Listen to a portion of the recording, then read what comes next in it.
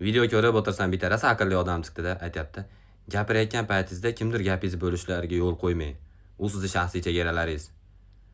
Agar kimdir gapingizni bo'lsa, iltimos meni gapimni bo'lmang deyishga harakat qiling. Hatto u dadangiz bo'lsa ham deydi. Dadangiz bo'lsa, dada gapni bo'lmaydi.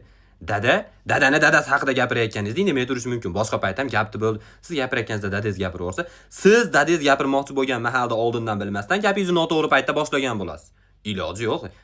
Dada gapim bil. Voy, bu suitsid yangi usulimi bu unaqa deyish? Men sizlar bilmadim, men uni deyolmayman. Men ikkinchi marta tug'ilmayman уже. Qanaqa shaxsiy chegaralarim buzma. Qanaqa shaxsiy chegara? Sen o'zi dadangning shaxsiy chegarasidan tug'ilgansan, dovdir. Qanaqa shaxsiy chegara?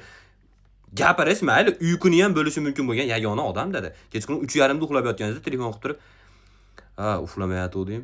Yo, uxlayotgandim deya olmaysiz, chunki keyin yana dars o'sha issiq joyda yotishingiz kerak. Yo'q, siz oshnalarim bilan o'tiruvdim, anaqa Braziliyani aholisi qancha ko'rib bergan deyishi mumkin bo'lgan